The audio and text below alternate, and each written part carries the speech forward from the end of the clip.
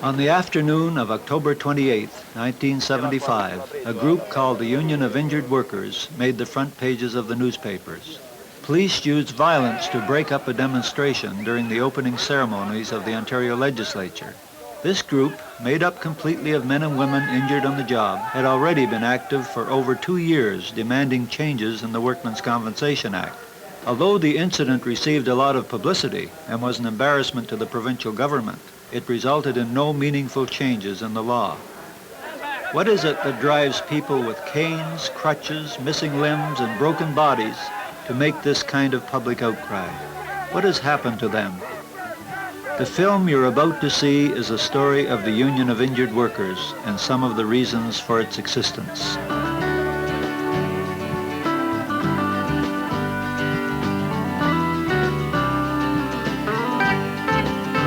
When the Ontario Workmen's Compensation Act was passed in 1915, it was a hard-won victory for trade unions and working people. It requires that all employers pay into a fund which is then used to compensate workers who become injured on the job. The principle is that employers, who are almost always responsible for job injuries, should pay the cost of compensation and rehabilitation. A worker's income would be protected from the devastating results of a physical disability caused by a job accident, and it was hoped that the fund would also act as an incentive to employers to clean up unsafe working conditions and reduce accidents, because they would want to pay less money to the board. However, things haven't worked out that way. The number of accidents in Ontario continues to rise. In fact, according to United Nations statistics, Canada had a higher rate of industrial death than any other Western industrial nation. While most of us who go to work every day believe that we are protected by workmen's compensation, many of the thousands of victims of job accidents in Ontario say that not only is our income not protected, but injured workers are constantly subjected to humiliation and intimidation by an insensitive government bureaucracy.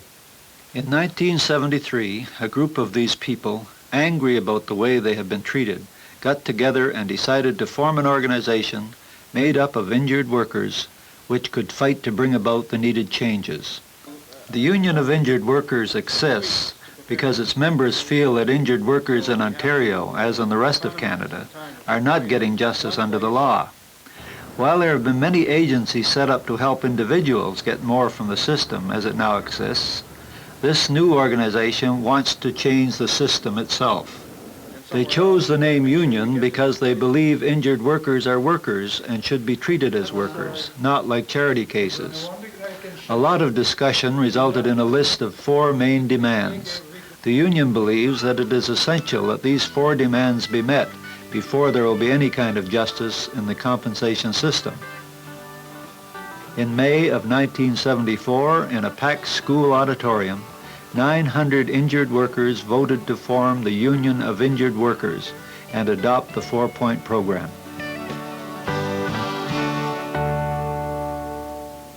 One of the most important things injured workers complain about is the percentage system used by the Compensation Board to award pensions. First of all, no one receiving a permanent disability pension ever receives his full wage. The most he can get is 75% of his previous income up to a set maximum. However, most injured workers don't even get this. When you are permanently injured, the board pays you according to the percentage that its doctors feel you are unable to work. It is then up to the worker to find a light job to make up the lost income. What is not taken into account is that with unemployment running at over 7%, there are lots of able-bodied workers around to take those jobs, and injured workers are usually discriminated against at the employment office.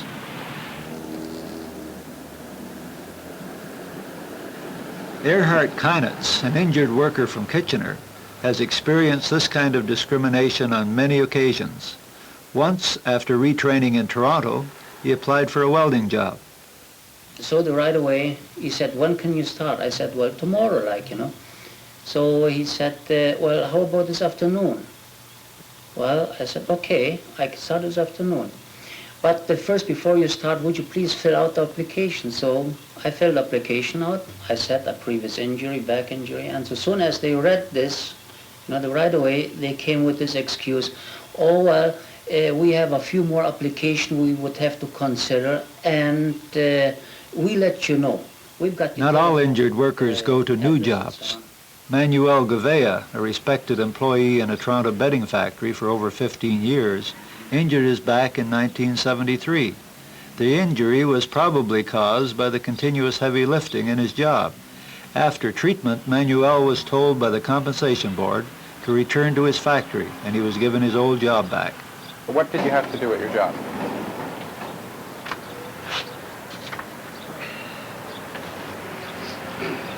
This machine is over here. Yeah? I got the conveyor over here. They build matters over there, put on a conveyor, the matters come over here. I take from there, like this. Sometimes I just like this. Sometimes when I got 2 or 3 on the top, other one, I have to like put on my table. I start to close. After I have to turn mattress over. I close again. Finished. After I take from there like this and put in a conveyor.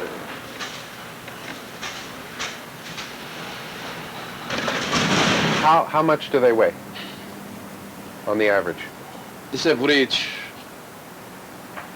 for me is from 60 pounds, 60 to 90 pounds.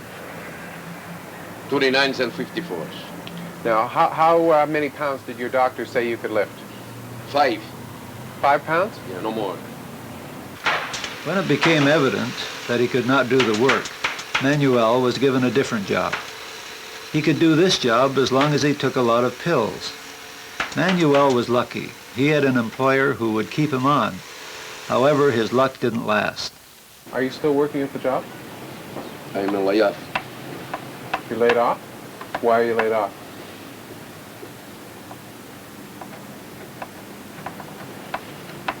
I think they said that the no work was slow. Before he was injured, Manuel had the most seniority in his plant. It would have been unthinkable for him to be laid off. So they are stamping us as criminals. Worse actually than criminals. A criminal, is forgiven after he is released from prison. Us, we will never be forgiven because we have been injured. According to Workmen's Compensation Board policy, anyone injured at work who can't return to his old job is entitled to rehabilitation and job retraining.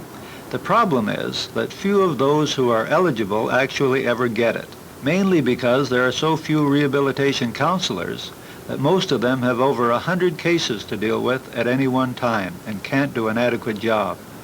And for those workers who do get it, what kind of retraining are they actually given? Let's look at one example. This is Premier Picture Frame Company in Downsview. This factory was set up by Bob Jovanovich, a wood carver and ex-injured worker with some money from the Workmen's Compensation Board. It mass produces wooden picture frames. Almost everyone who works here is on compensation. When they start, all of their salary is paid by the Compensation Board. As time progresses, the company pays a higher portion of the wages and the Compensation Board pays less. The idea is that eventually the injured worker's salary would be paid completely by the company and the worker will have been trained to do a new job. In practice, what happens is that most people are fired before they have finished their training, and what they have learned is of no use to them anywhere else.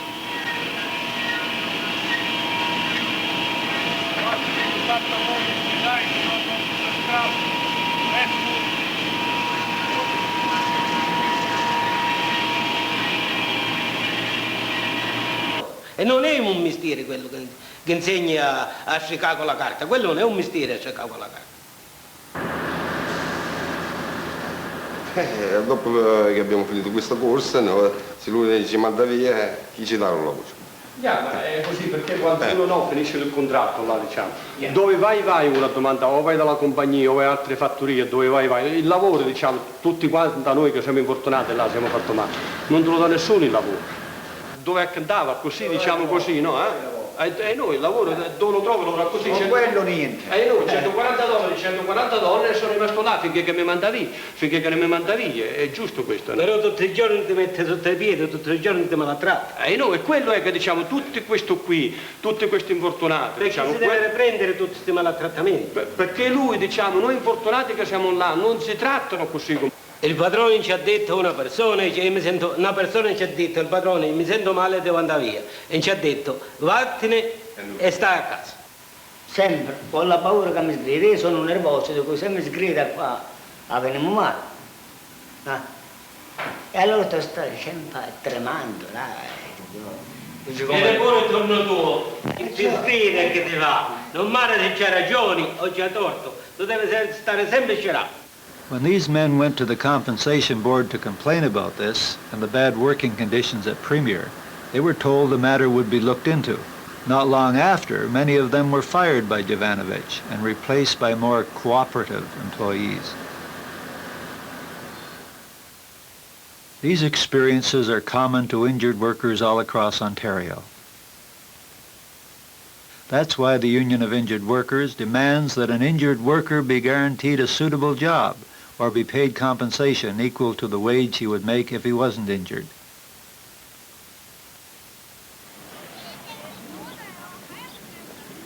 But going on compensation has other effects on a person's life. Most permanently disabled workers, unable to return to their old jobs or to get new ones, presented with useless rehabilitation alternatives, end up having to support themselves and their families on only a fraction of the income they were once getting. The Bajuki family in Toronto experienced this harsh reduction in their standard of living in very personal terms. Nick Bajuki's daughter, Pat, remembers what it was like. We used to wear each other's clothes or make our clothes, and other kids could go out and just say, I want a new pair of jeans or a new pair of pants, and they could just go out and buy it or say, Mom, I want it. Yes, we always used to go every summer away on holidays before the injuries, but since he's been injured, there's been no holidays really for none of us because you just can't afford to. What makes this situation even worse is that, unlike most wages, compensation pensions do not go up with inflation. While there have been some small increases in pensions recently due to UIW pressure, injured workers and their families are falling further and further behind other workers, and living in this increasingly expensive society becomes almost impossible.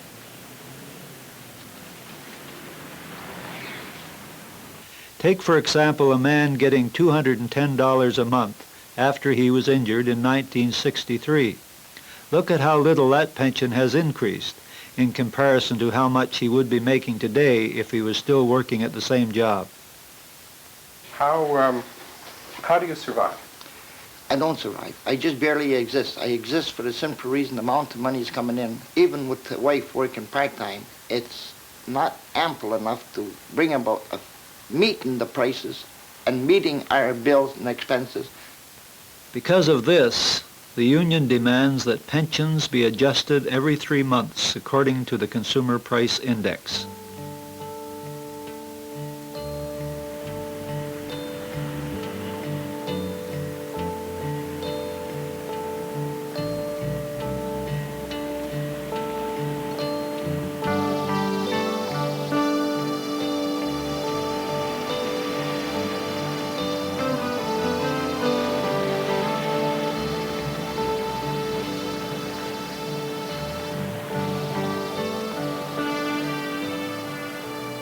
Being injured on the job affects more than your ability to make a living. When you suffer from any kind of disability, there are both physical and emotional side effects. First, you go through the shock of having a part of your body that doesn't work or isn't there anymore. Then there is the pain, 24 hours a day. Most injured workers have to take a lot of medication. Manuel Gouveia, for example, has to take 3 different kinds of pills, twice or even 3 times a day. a strong painkiller, a tranquilizer, the injury affected the nerves in his back, and a pill to counteract the effects of the other two pills on his stomach. How do the pills affect you? I find out it's my, I don't know if this from the pills or not, I forget. You forget. Sometimes I forget. I don't forget what happened 1 year ago, 10 years ago. But sometimes one day or in 1 hour, 2 hours, I forget what I said or what I... Anything else? Yeah, and I lost my sex. You lost your sex drive. Now, does it I tell doctor about this. And he says it's because of the pills? He said, I think so. And what about the feelings people have when they can't work or support their family anymore? We live in a society that puts a very high value on physical ability and productivity. How does it feel for an injured worker to see this and yet be unable to live up to these values? It often deeply affects his attitude toward himself and his worth to others. Jim Howard, a truck driver for many years before his injury, had to struggle with these feelings for a long time with the help of his wife, June. I think that dreams that I'd had of growing up with my family at a later date and going to dances and parties with my family were lost. You don't feel useful to your family. Your usefulness seems to have been all drained away. And I think... How does that affect you? Well, to me, I think for a long while I was involved in self-pity. And at one stage of the game, I did turn to drinking for a while. And I think if it hadn't been the togetherness of my family, I could have turned into a serious drinker. Earhart's wife, Gisela, describes how her husband felt when she went out to work. Well, there was no money for my husband coming in anymore, so I had to go to work, you know. But he felt really bad about it, seeing me going to work, and he had to sit at home with all his pains, and he felt really jealous about it. And sometimes he told me afterwards, he thought if I only would lose my job and had to stay home like he had to, you know. And so I would know how it feels being neglected from the rest of the world, you know. When you were injured, how did things change?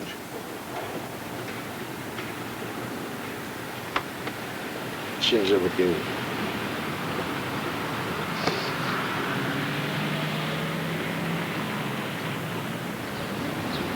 I feel no free man like before. Because I work for myself, for my family. Now I have to work, I have to wait for my wife to support me. $72 a month. Nobody can live. My wife have to work, support me. My boys have to support me with something. I don't feel like a man, it's a... Besides the personal feelings, a job injury can also seriously affect a person's marriage and family life. June Howard describes what happened to them after her husband was injured. Marital life was affected very badly because, first of all, we didn't have any money coming in. That was the most important thing. Secondly, although I recognized Jim's disability and how difficult it was for him to do things, he couldn't do anything around the house. He couldn't help with chores. He was constantly there when I was trying to do things. It was very, very difficult for me because when people would phone up and want money, I would have to answer the phone and say, there's no money. The compensation board said they'd send some and it might not come. And I couldn't understand why Jim couldn't make the compensation board listen to him. I thought there must be something wrong with him, that that he wasn't trying hard enough, that he wasn't forceful enough, and the resentment was building, and he was, I know now that he was trying to cope with his disability, but we couldn't seem to communicate. I couldn't say things to him without hurting him very badly. And I honestly feel that if it hadn't been the closeness of our family, and that I think we would have been further destroyed and completely destroyed, such as some of the other families have been, that I can see why and understand why some wives and husbands drift apart and lose their family. And what about an injured worker's relationship with his children? Well, it affected us because it affected my father, right? And he did change. He wasn't as close as he was before, and it wasn't as easy to talk to. As a matter of fact, well, we just sort of not really ignored him, but didn't go to him anymore if we needed things or wanted to go somewhere. We went to my mother because we knew that he was going to, you know, just usually say no because, well, for reasons now we understand. When you're younger, you don't understand as a child because, you know, you don't have enough money to do the things that we wanted to do. I was losing my children. Losing them to the fact is that, well, let's put it this way. I couldn't reach out to them. I couldn't give them the things they'd like. It's not the point of giving them the things they like. It's doing the things I'd like to do with them that they would enjoy themselves and enjoy it with them. Whereas at one time, you know, you turn around and you say, why? Why not? Let's get together and we'll make a trip. Go away for a week. And when you start finding you can't do anything and you can't reach out to them and you're handicapped, the frustration builds up within you. And slowly what happens? They are not going to be openly abusive, but you got a cold shoulder every time you make an approach.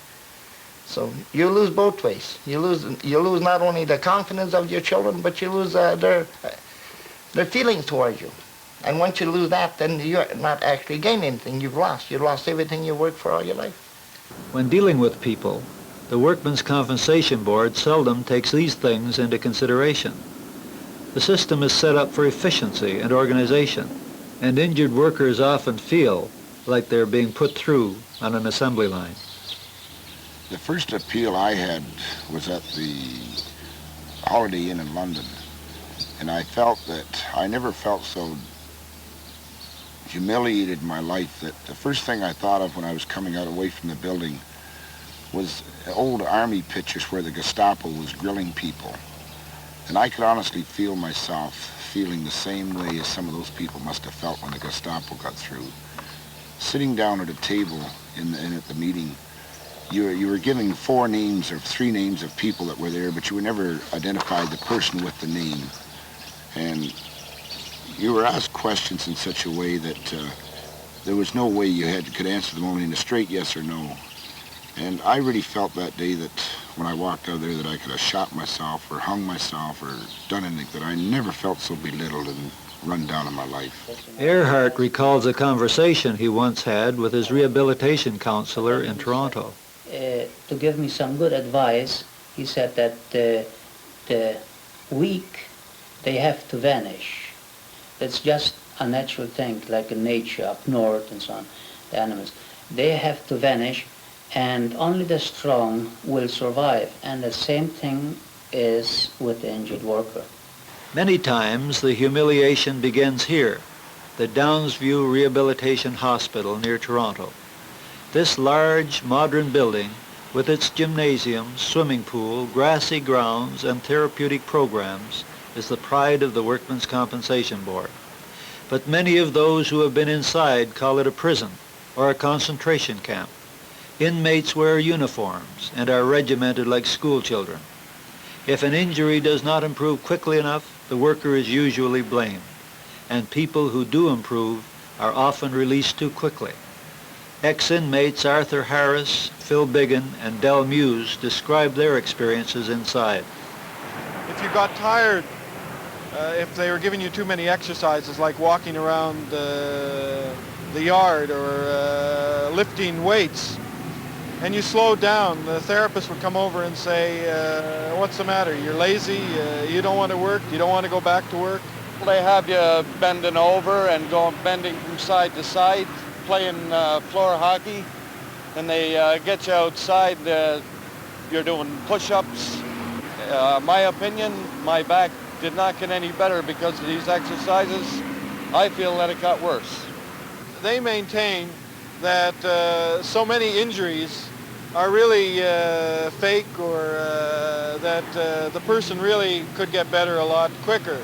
And this is just nonsense. When somebody is physically injured, if you don't repair the injury first, no amount of work or exercise is going to help that person, and no amount of psychological testing is going to repair physical damage. If they figure that you're a worker outside and you're like to go back to work, they rush the job, and you're out, the first thing they know, your papers are made and you're ready to go. So they send you out too soon? To me they did, yeah, because I had 2 canes and barely walked with them, and most of the time I had to follow the wall, the corridor wall, to get out. And But they let you out like that? yeah, and they send me to Manpower with a letter. The reason they do it is that, like everything with the Workmen's Compensation Board, they want to cut corners, they want to save money wherever they can. And they want to get the injured worker either back to work, whether he's ready to go back to work, or just out of the compensation board so that they're not responsible anymore. But the problems injured workers have with board doctors don't end with the Downsview Hospital. When a person is to be considered for a permanent disability pension, he is examined by a doctor who works for the compensation board. Because the board pays these doctors, it is likely that they will work in the board's interest and assess the extent of the worker's injury as low as possible. In calculating the percentage of disability, these doctors often use a diagram sometimes called the meat chart. Rumor has it that the meat chart is based on one used by Napoleon to compensate and pension off his soldiers injured in his wars. Whether or not this is true, it is clear that the chart is very outdated. It assigns every part of the body with a percentage. Thus, an amputated leg would be rated at something like 30%, while loss of a finger might be 2%. What this chart fails to take into consideration is how an injury to one part of the body affects the whole person and his ability to get a job. In addition, if another non-board doctor should disagree with the board's decision, his medical judgment would likely be questioned.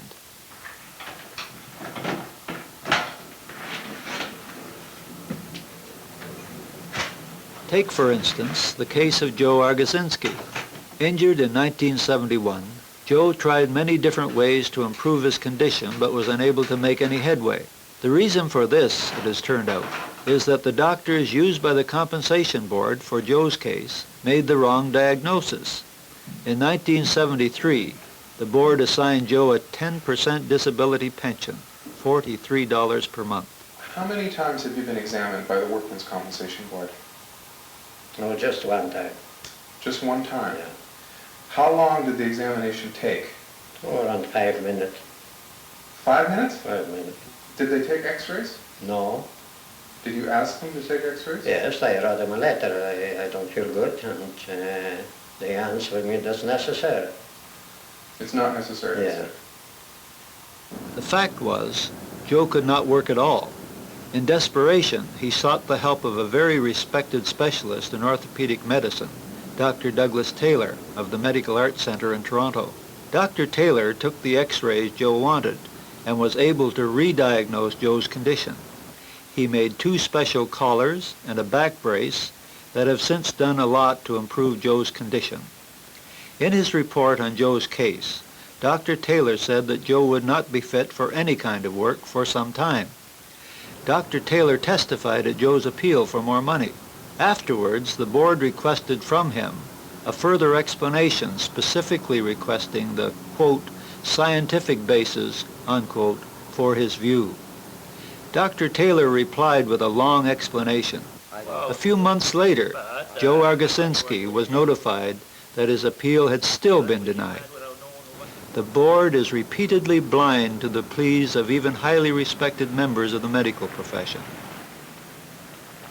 Another method the board uses to keep the amount paid out to workers down is to say, in cases where an injury is not obviously visible, that the pain a worker is suffering is in his head and comes from a psychological rather than a physical problem. One doctor, who is responsible for diagnosing immigrant workers, has a theory that certain cultural groups, namely Italians, have a tendency to, quote, play the sick role, unquote. In order to prove that the pain is in the worker's mind, they often use what can only be described as bizarre methods. One person who went through this is Saverio Verdero. He was injured in 1963 when a roof he was working under caved in on him. From this injury, I have a report of fracture both my hips, broken palms on the front and the back, my spines fracture, an operation 18-stage Miami, bladder squeeze, 4 ribs broken, bones broken my neck, the nerves all scratched my left side. And I was there for 3 months on my back. Saverio's injury was so serious that doctors thought he was going to die. Now he will have to wear this steel brace on his back every day for the rest of his life. After he complained that his pain made it impossible for him to work, he was sent to see a new specialist. What he wasn't told was that this new specialist was a psychiatrist. Then he come back with a piece of paper and says, son, here, I'm going to give you a needle. I thought that needle, you know, when the doctor he coming to you, he says, well, he's a doctor, you trust him. When he comes to you, you don't ask a question on what kind of drug he give it to you. You are in hospital. You are not allowed to ask them these questions. You are not allowed to ask what kind of doctor is this either. So I don't ask any of these questions. So what I did, he gave me the needle, but I find out later this needle what it was. That was a sodium amytal serum. Sodium amytal is used in psychiatric cases to get at the root of a patient's problems. It is sometimes called truth serum. According to a hospital report, Saverio was given the drug 6 times, but in each case they were unsuccessful in finding a psychological reason for the pain. They moved Saverio up to the 6th floor psychiatric ward. After that, they decided to give me 2 shots of the LSD. So they bring me in a room, they tied me up on a bed. And so the doctor started, he gave me 2 shots of this needle, one on my right and one on my left hips. So, and then I was come back. The pain was tremendous. As a matter of fact, I was come back at the day I had the injury. When the LSD didn't work, they decided to give Saverio shock treatments. At this point, Saverio stopped cooperating. So I refused them and they kicked me out from the hospital. Why did you refuse them? Because I realized it was bad. Because they want to block my brains off. But I want to have my brains because I was no crazy that time. I'm still no crazy now. It wasn't until many years later, after a lengthy battle with the board, that Saverio finally won his case and proved that his pain was physical. However, Saverio is not alone. While the board now says it does not use LSD anymore, drugs and psychological tests are still being used on thousands of injured workers every year. Because of cases like Saverio's and Joe's, the Union of Injured Workers demands no board doctors.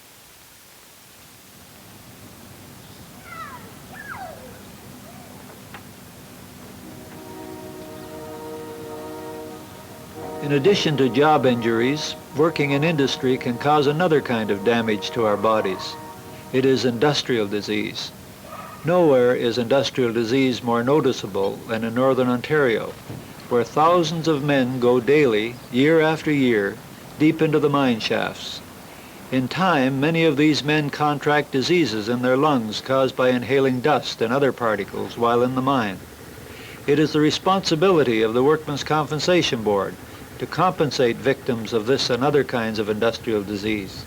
But here again, many of these miners get a slap in the face by the system that is supposed to help them. Carol Jock worked in the mines for 5 years until he was injured.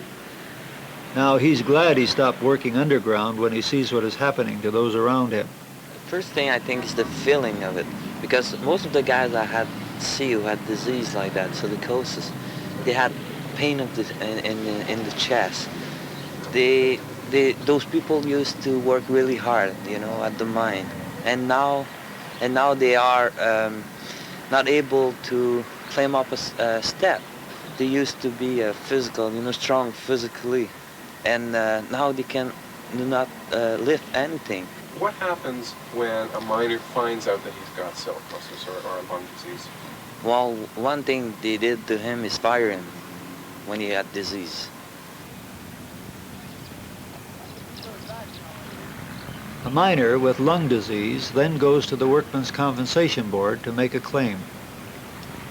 Then the compensation gonna try everything they can not to paying that guys.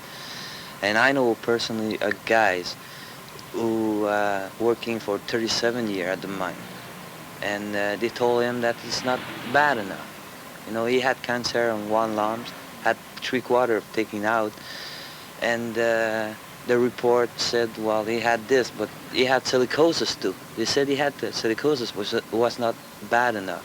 And I don't know what they call bad enough or not bad enough, because that guy's, maybe if he can push a broom or something, I know he's going to be able to have a little bit of money from his work. But he won't be able to work no more at the mine. He won't be able to have a life from himself out of working.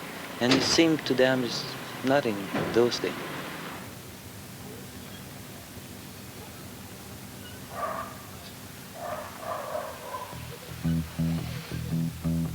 Like these abandoned mine shafts, sick miners are just ignored and forgotten by their employers and their government.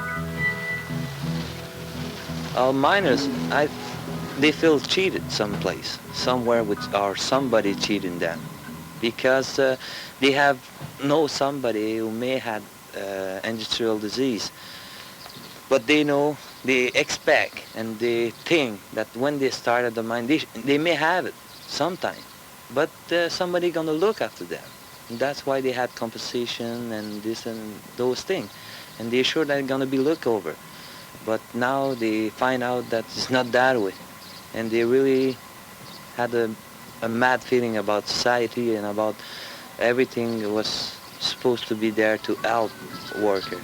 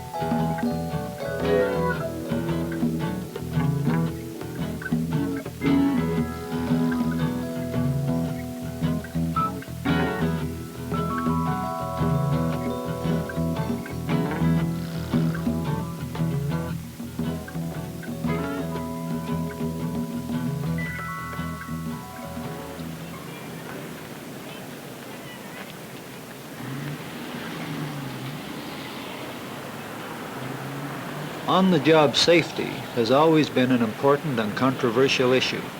In jobs like heavy industry, mining, and construction, accidents and industrial disease are almost a way of life, and the number of accidents keeps going up. One reason for this is that while the Workmen's Compensation Board is supposed to encourage employers to make workplaces safer by making accidents expensive for them, it actually does the opposite. It is usually a lot cheaper for a factory or mine to pay its compensation board assessments than it would be for them to spend the money to make the industry safe. This is why the Union of Injured Workers calls the Workmen's Compensation Board a cheap insurance company for employers. Another reason working conditions are so dangerous is that existing safety regulations are very badly enforced. Here in Sudbury, miners are very angry about the safety inspectors who work for the Ministry of Natural Resources. For example, the United Steelworkers Union once tried to do something about the very high temperatures in one of the mines. And we, of course, complained continuously to the Department of Mines But the inspectors located in the Sudbury area listened to the company and told our safety committee that there was in fact no problems. We then contacted the Minister of Mines and we demanded that an inspection take place. And at that point, the inspector and the trainee went in, and the inspector trainee went in. During that inspection, on 6600 level, the second inspector passed out. He was carried out on a stretcher. At that point, after that incident, we noticed some improvement. The whole problem with the act is enforcement. Conditions underground would be substantially better, or better to work under, if the act was policed better. Bob Edwards, a law student who works as a volunteer for the Union of Injured Workers, is very interested in on-the-job safety and offers some interesting insights into why the system doesn't effectively enforce safety laws. The law is different in the area of industrial safety from anything else I've ever studied in law school. If you commit a burglary, you're prosecuted for it. If you breach the Highway Traffic Act, you're prosecuted for it. You aren't given a direction saying, please don't do this again, which is the way the Industrial Safety Act works. The Act is designed basically to be self-policing. The inspectors will find an infraction of the Act, and rather than a prosecution for an infraction, they will just issue a directive to clean up a certain condition. And this order is registered in a computer, which is in Queen's Park. And all the company has to do to get that order deregistered is phone up or write a letter in saying, we've complied with your instruction. The computer spits it out, and there's no follow-up done.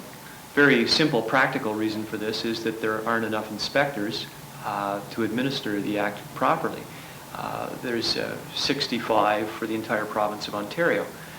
We computed on some pretty rudimentary arithmetic how much time he would have to investigate plants, and on the basis of how many days a month he works and how much time can actually be spent in the act of inspecting, he would be inspecting one plant an hour, and this is to do every one once a year. And if you think you can do an adequate inspection of a plant in an hour, you're crazy. All of them, and this is recorded in Hansard, that all of them come from management. They have been either shift bosses, mine managers, or that sort of people. Now, the Ontario government, there is a conflict of interest right in that department. The Department of Mines is responsible for tax revenue out of the mining industry. At the same time, they're responsible for the safety of the people. Now, this is a direct conflict of interest. This leads into another area that the Department of Mines advises the mining companies when the inspections are taking place, and we have proof of that. We also have proof of that there is a direct collusion between the International Nickel Company and the Ontario Ministry of Natural Resources. Now, on these bases, how can we possibly have a good enforcement? How is it possible that we can have people protected from the conditions that they work under?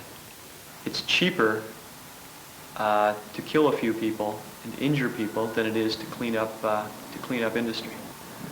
I think it's just a pure political decision on the part of the Ontario government. Mm-hmm. Why do they make that decision? Well, I think the interests of the Ontario government and the interests of industrialists are they're tied right together. There's no, the concern for workers' bodies just does not exist when you're dealing with profits.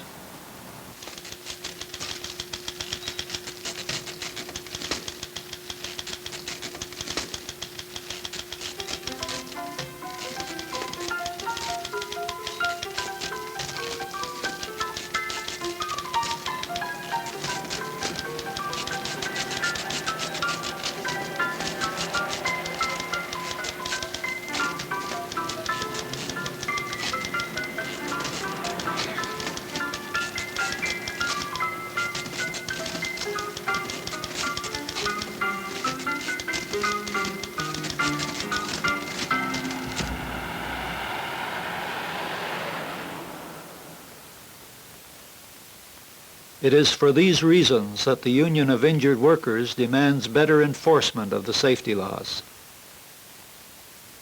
No, after the demonstration. Since the beginning of the Union of Injured Workers in 1974, a lot has been done. Organizing by members has given birth to locals in Toronto, Hamilton, London, Sarnia, Windsor, and Chatham. The Union of Injured Workers believes that its survival and strength lies in strictly adhering to democratic principles and encouraging a lot of discussion and input from all members. Locals have a lot of decision-making power and can influence the functioning of the whole union at provincial meetings like this one. These are a group of injured workers in Kitchener who want to set up their own local.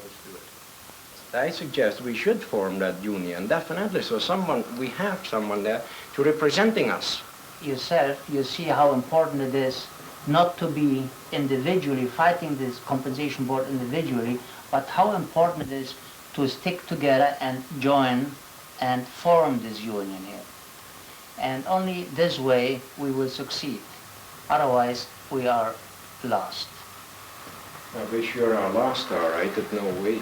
Because if we are not united, then everybody go different way. But if we are united, then we are strong together. Not long after, they held a general meeting. That it is very important to come out and don't be worried about the Workmen's Compensation Board. Help us out organizing, distributing leaflets. I have some leaflets. I have some made. And all we have to do is people interested enough to come out and stay about an hour or two and distribute leaflets, to those people which are coming out from the compensation board. Although the Union of Injured Workers does not believe that meaningful change is possible by just fighting single cases, it recognizes the pain, suffering, and frustration of individual human beings, and through an arrangement with some law students from the University of Toronto who come to the Union's central office, many injured workers are helped with appeals and other legal matters so that they can get the most from the system as it presently exists. This man, Mr. Pirelli Velgi, is a member of the Kitchener local. He came to Toronto to see a law student and get some help with his appeal. I have to take only pain pills in the day. My stomach is finished now. Sometimes I get the pain here, my stomach. I can't eat even sometimes. What will happen is he will ask you a bunch of questions, and he'll ask you a lot of unfair questions. And if you feel like they're unfair, try not to answer them, and I'll try to object as well. And I think the only thing to do is to keep calm, not to get upset at them, and just, deal with the facts as you know them and what has happened to you. Their basic job has been to disentitle people up till now, and they don't change their mind that easily. So what we have to do is present a very strong case.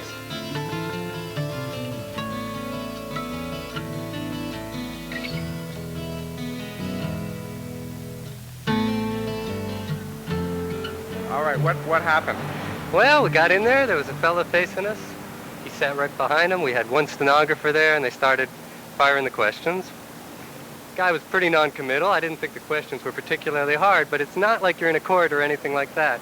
He sort of sits back, he listens to what you have to say, and you sort of got the feeling he wasn't listening too hard. So you have to see, this isn't a court of law or even an ordinary tribunal. In an ordinary tribunal, you present evidence, and it's on the basis of that evidence. If they can disprove that evidence, fine, then they make an opposite decision. But this guy, he sort of listens, coasts, and he says, well, I'm going to check the file, I'm going to consult further medical evidence. Now, we don't have a chance to disprove that further medical evidence. We don't have a chance to do anything. All we have a chance to do is wait till the decision comes from on high, and then if we don't like it, we appeal. Okay, well, good luck. Thank you. Bye-bye. Mr. Velgi was lucky. He won his case and has been given an increase in compensation. However, he has remained very involved in the Kitchener local because he realizes that the injustices will only stop when the system changes. However, the union's activities which have been most visible to the general public have been a series of actions designed to put pressure on the government to amend the Compensation Act. They have consisted of large marches to Queen's Park, as well as delegations to meet with government representatives like John Macbeth, then Minister of Labour, Michael Starr, Betty Stevenson, and even Premier Davis. Each of these actions was the result of a great deal of discussion and struggle by union members. The first success occurred in the summer of 1974, 1 week after the first big demonstration. The government passed a bill that raised pensions slightly and made some other small changes. A victory, certainly, for the young union, but it really didn't change anything very much. The union continued to organize and staged a mass rally at Convocation Hall in November of that year, corresponding with the sitting of the legislature. The so-called cost of living increase that Macbeth gave in Bill 116 is really quite a joke. It doesn't begin to cover the costs that we see day by day mounting as we go into the grocery stores to buy our milk and our bread. Since 1965 alone, the cost of living has gone up 55%, while Macbeth's formula gives an injured worker's pension in 1965 a mere 22% increase. We must organize to make sure that our 4 demands will be met.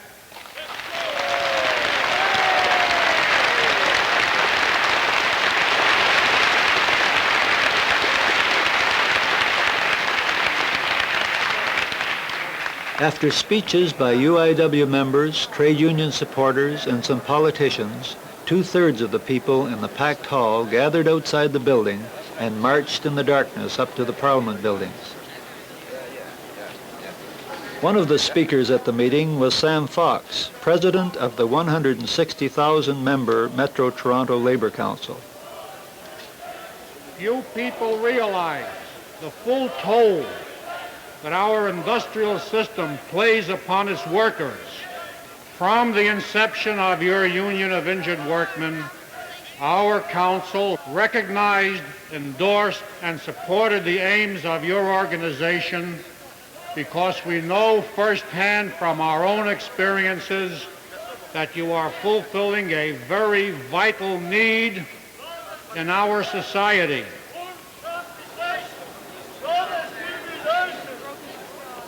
The police were prepared and had locked all the doors of the building, but the demonstrators managed to disrupt the sitting of the legislature for over half an hour with speeches and shouting.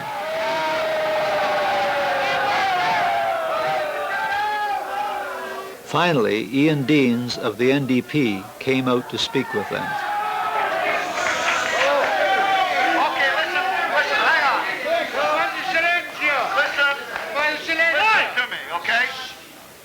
I spoke with some of your leaders a little while ago, just a few minutes ago, and I know that you want to speak with the Premier, but I understand from information that I have that he has gone to Kirkland Lake. Now, just hang on. Okay.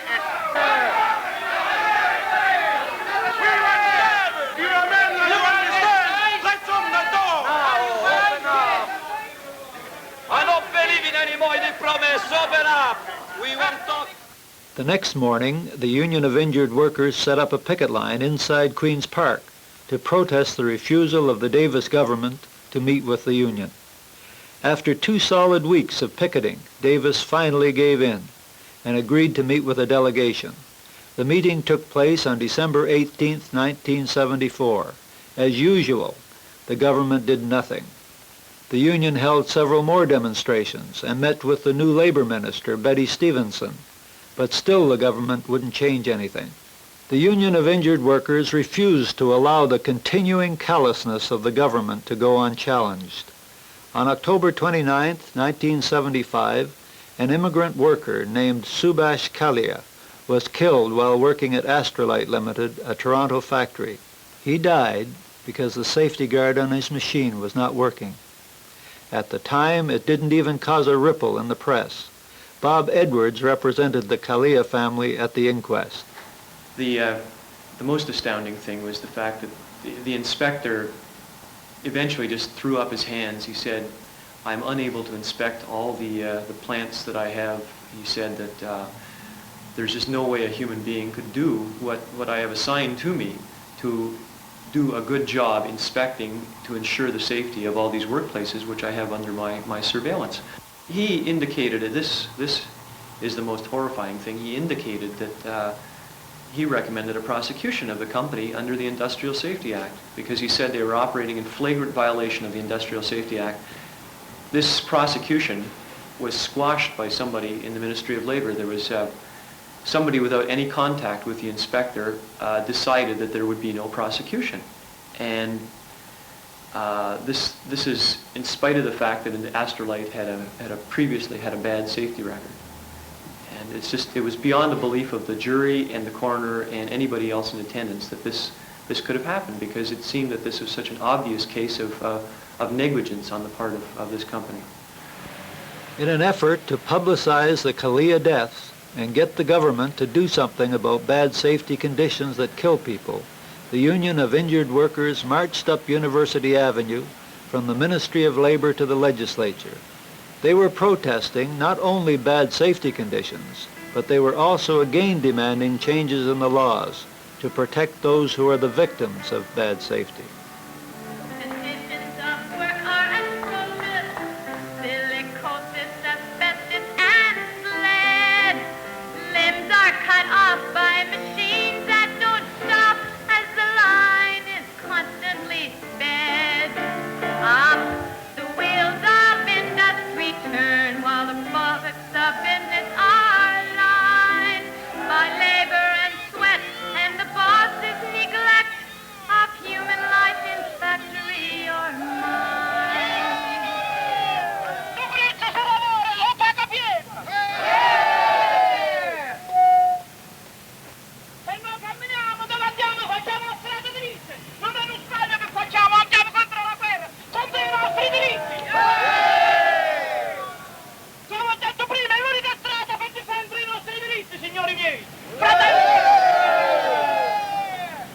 Well, many times at Queen's Park we presented our views, but they always seem to manage to lose our requests and our demands as their faces change.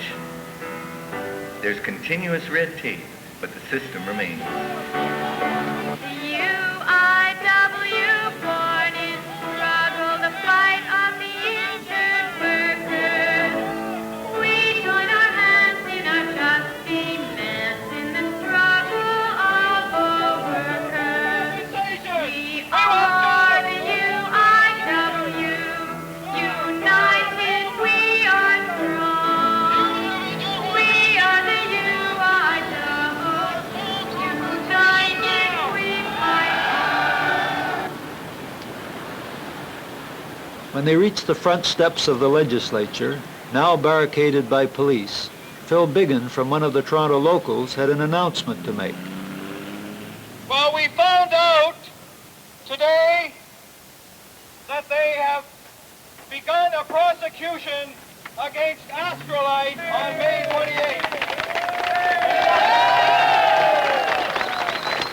They don't want anybody to know about it because they pressed charges on May 28th. And here it is, June 15th. We're telling everybody. You know why they're pressing charges? Because our union, the Union of Injured Workers, has consistently fought for this case through the coroner's inquest, through the mass media, through our newspapers, through our members, and through the MPPs. And we are the ones that have forced the government to do this.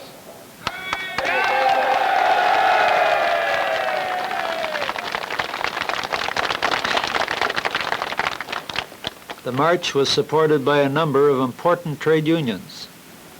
Nothing is easy in this world. Fortunato Rao of the United Steelworkers, So the question of the compensation in this province has been very long overdue. And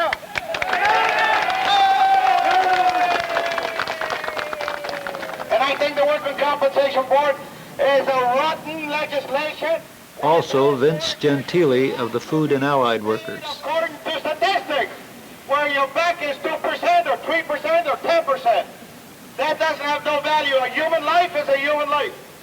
A lot has been done in a short time. The Union of Injured Workers has been active on many fronts. They have helped many injured workers fight individual cases. They forced the government to raise pensions slightly. They succeeded in getting the government to prosecute Astrolite, but the laws are still unchanged. Through pressure from labor unions, the opposition party, and the UIW, prosecutions of unsafe companies have increased recently. But the number of industrial accidents is also going up. And perhaps most importantly, today there is still no job or income security, no regular cost of living increases, and injured workers are still being subjected to humiliation and arbitrary rulings by compensation board doctors. Any one of us could be an injured worker. Only pressure from all working people will force our governing bodies to act. We have to keep pushing. We have to keep telling them we're out here and we want changes now. United, we're going to win. You got a right to living.